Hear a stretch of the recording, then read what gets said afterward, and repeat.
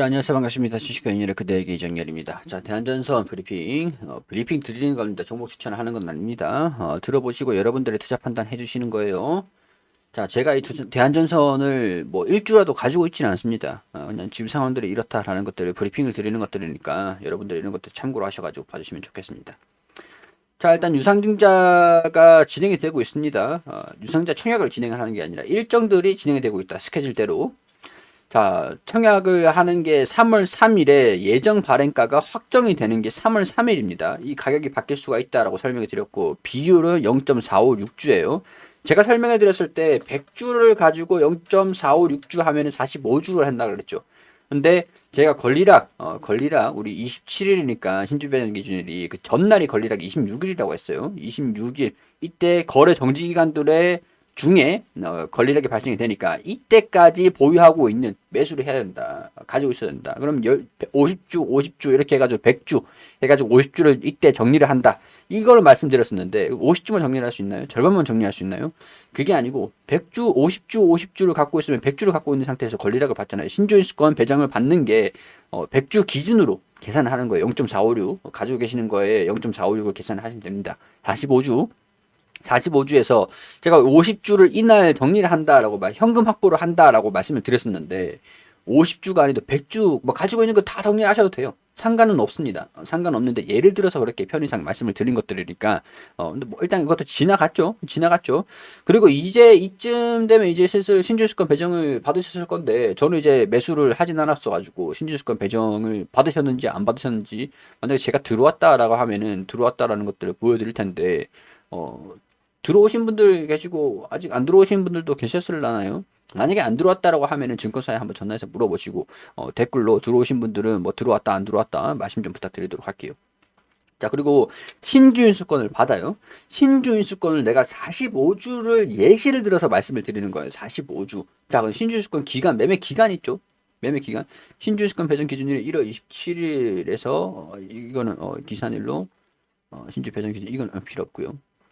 이건 필요 없는 거고, 자, 이 매매 기준일 봅시다. 매매 기준일. 자, 여기 나오죠. 2월 18일에서 2월 24일. 여기서 좀 헷갈려 하시는 분들이 있는데, 지금 신주 인수권은 우리가 돈 주고 산 게 아니에요. 배정을 받은 겁니다. 가지고 있었기 때문에. 우리가 100주, 예를 들어서 100주를 가지고 있었기 때문에, 신주 인수권을 권리락 효과 때문에 뭐, 마이너스 4% 정도, 4.8% 떨어졌잖아요. 이거를 신주 인수권으로 배정을 해준 거예요. 4.8%를 우리가 신주인수권을 이 기간 동안 2월 18일부터 2월 24일부터 이 4.8%에 해당하는 금액을 팔면 되는 거잖아요. 팔면. 이게 주가 빼기 유증 하면은 신주인수권 가격이라고 했습니다. 또 이제 팔 수도 있고 이거를 손실난 거는 난 유상증자 참여를 안 할 거니까 손실을 현금으로 낼 거야 라고 하면 이 기간 동안 이제 8일 남았죠. 이 기간 동안 매도를 하면 이 손실을 봤던 권리락 효과 때문에 손실을 봤던 손실률이 커졌던 부분들은 신주주권을 이 기간 동안 매도를 해서 현금으로 바꾸면 되는 거예요. 45주를 팔지 여기서 뭐 40주를 팔지 뭐 20주를 팔지 이거는 여러분들이 결정을 하는 겁니다. 45주를 제가 예시를 들어서 100주 기준으로 이렇게 했잖아요. 예시를 들어서 예시를 40주를 팔아야 되고 뭐 20주를 팔아야 되고 대신 이제 남는 게 있다. 그럼 이거는 유상증자를 해야겠죠. 유상증자를 안 하고 신주주권을 뭐 그대로 20주만 남겨놓고 그대로 있었다 라고 하면 유상증자 청약 기간이 지나가면 이게 없어져요. 신주주권이 없어져요. 그러니까 이거를 현금으로 뭐 바꾸셔도 되고 아니면은 뭐 유증 참여를 한 다음에 매도를 하셔도 되고 청약을 하셔야 되는 거고 이 가지고 있는다라고 하면 유상증자 청약을 하는 거라고 말씀을 드렸습니다. 자, 이 기간들이 우리가 마지막 결정일이 이 기간이다. 이 기간. 물론 매수도 할 수 있지만 신주인수권 가격을 주고 그리고 유상증자 가격을 주고 하면은 결국엔 주가예요. 매수를 할 수는 있겠지만 효율이 좀 떨어진다. 효율은 떨어진다. 차라리 매수를 할 것 같았으면은 초과 청약을 하겠다. 45주 내가 배정되는 게 제가 예를 들어서 45주를 배정된다라고 100주를 기준으로 말씀드렸잖아요. 여러분들이 100주 곱하기 0.456 하면은 45주가 나오잖아요. 예를 들어서 여러분들이 가지고 있는 분량들을 계산해서 0.456 하면은 신주주가 배정이 됐잖아요. 자, 여기에서 45주 그래요. 뭘 설명드렸는지 까먹었네. 그래요. 초과 청약이었죠. 여기에서 곱하기 20% 하면은 초과 청약할 수 있는 겁니다. 이거는 유상증자 청약을 안 해서 주식수가 좀 남아. 청약한 사람들이 좀 적어서 주식수가 좀 남아. 뭐 그럴 일은 거의 없을 것 같습니다. 대한전선은 없을 것 같아요. 근데 20%를 초과해서 청약을 신청을 해버리면 실건주라고 해요. 실건주. 남는 주식. 청약을 하려고 예정했던 주식수에서 좀 남는 게 있어. 라고 하면은 이 신청하신 분들 상황 따라서 이 공평하게 배정을 해주는 겁니다. 배정을. 추가적으로 초과해가지고 배정을 해주는 거예요. 물론 이것도 돈 주고 사는 겁니다. 돈 주고 사는 거예요. 자, 내가 신주주권을 들어왔잖아요. 신주주권 들어왔어요. 지금 가격이 1295원이에요. 45주 곱하기 1295원 하면은 얼마가 필요한지 나옵니다. 근데 1295원이 나중에 3월 3일에 변경이 수정이 될 거라는 거예요. 수정이 될 거라는 거. 수정이 돼가지고 가격이 확정이 되면은 내가 뭐 신주주권을 뭐 어느 또 가지고 있다가 45주를 가지고 있다가 3월 8일에 팔았다. 판 게 아닌 평형을 하는 거죠. 그러면 이 3일 8일에 이 가격을 돈 주면서 뭐 얼마가 될지는 모르겠지만 1200원 이렇게 해가지고 예를 들어서 이 기간 동안 이 개수에 맞춰가지고 계좌에 현금 인출 가능한 현금 구조로 뭐 매도를 좀 했다가 이 거래일을 지내야지 현금으로 인출되잖아요. 그걸 얘기를 하는 거예요. 계좌에 돈을 넣어놓고 청약을 자동으로 하는 데도 있는 거고 자동으로 할 수 있는 증권사도 있고 신청을 해야 청약을 해주는 증권사도 있습니다. 그거는 증권사 어디를 사용하는다에 따라서 저는 모르니까 여러분들이 증권사에 전화해가지고 물어보세요. 자, 이해되시겠죠? 자, 그리고 마지막으로 상장 예정일이 3월 30일입니다. 근데 3월 30일이에요. 근데 3월 28일에 이 거래일 시장이 거래되는 그런 날이라고 치자고요. 만약에 이 거래일인데 이 거래일 30일 이 거래일로 치는 거예요. 일수가 아니라 공휴일 제외하고 28일이 공휴일이면 건너뛰는 겁니다. 28일에 하여튼 어쨌든 28일에 이게 내가 1200원에 청약을 했는데 3월 어차피 유상증자하고 주가 희석이 되는 것들이니까 희석되는 수가 적은 건 아니잖아요. 적은 건 아니니까 주가가 만약에 떨어져. 3월 28일 되니까 1200원 청약했는데 1400원이야. 1300원이야. 3월 30일 이때쯤에 1200원이 올 것 같아. 라고 하면은 우리가 권리공매도를 해가지고 현금으로 받을 수가 있는 거예요. 현금. 권리공매도를 안 하면은 상장이 돼가지고 계좌 주식수에 100주 플러스 45주를 상장했으니까 145주가 되고 평균 단가가 낮아지겠죠.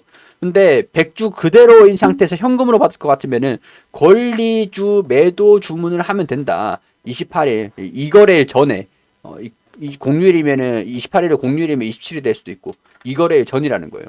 자, 이 마지막으로 이거를 좀 아셔야 될 필요가 있습니다. 청약을 했는데 주가가 떨어질 것 같아. 권리주 매도 주식 주문을 하면은 내가 주식으로 받는 건 아니고 현금으로 받는 거다. 현금으로 받으면은 이후에 주가 움직임들을 보면서 그 현금을 가지고 추가적으로 평균 단가를 낮추면 되는 거잖아요. 겁먹을 필요가 없다라는 거예요. 아시겠죠? 그리고 구리값이 원자재 가격이 계속 올라가고 있습니다. 이거는 제가 이 환율에 대한 부분도 선물 계약, 이 투기 목적으로 하면 안 되는데 선물 계약을 보통 허용을 해줘요. 허용을 해줘요. 대기업들 같은 경우에는 코스피 200 종목인데 리스크에 그대로 노출되어 있으면 어떻게 하겠습니까? 기업이 수출을 하고 뭐 원자재를 수입을 하고 수출을 하는 기업인데 원자재가 우리가 직접 광물을 캐가지고 하는 게 아니잖아요. 현금으로 하는 게는 대부분의 원자재 우리나라는 뭐 안타깝게도 원자재 광물에 대한 부분들이 굉장히 적어요. 그렇기 때문에 생산을 해가지고 납품을 받는 게 뭐 납품을 받으려 그러면은 원자재 수급 이게 불안하죠. 판매 수주는 계약을 했는데 원자재를 공급을 하는 게 부족해. 수급이 제대로 안 돼. 그럼 수주가 매출로 반영이 되는 게 안 되겠죠. 이 사업을 하라는 겁니까? 말라는 겁니까? 안 되죠. 그러니까 수급을 안정적으로 하기 위해서 수입을 하는데 공급처를 다변화를 시키는 거예요. 자, 근데 여기서 환율 리스크가 발생이 되네. 환율이 올라가면은 원화로 달러를 사와야 되는 개념이기 때문에 환율이 달러가 엄청나게 강세를 보여주면은 원화로 달러를 사와야 되는 게 원화로 사와야 되기 때문에 원화 가치가 달러 가치가 올라가면은 원화 가치가 떨어지고 1000원에 사올 수 있는 거를 1200원 줘야 되고 1400원을 줘야 되고 지금 1200원입니다. 참고로. 그럼 이 환율 리스크를 해지를 시킨단 말이죠. 선물 계약으로 통해서. 근데 원자재 가격에 대한 변동성도 있잖아요. 리스크에 그대로 노출되어 있으면 기업이 사업을 하는 겁니까? 못 하는 겁니까? 물론 영향이 없을 수는 없어요. 영향이 100% 상쇄를 시킬 수는 없습니다. 100%라는 건 없어요. 그러니까 환율 해지를 시킨다든가 원자재 해지를 시킨다든가 그런 금융 선물 계약 이런 것들을 통해 가지고 손실을 상쇄를 시킨다는 거예요. 손실이 날 것 같으면은. 근데 그게 대한전선 운영 관리 능력인 거예요. 능력인 거예요. 그렇기 때문에 구리값이 엄청나게 올라간다. 물론 수혜가 되긴 하겠지만 너무 많이 올라가지고 그리고 떨어질 때 그러면은 또 제가 안 좋은 거라고 말씀드렸죠. 너무 많이 올라도 안 좋다.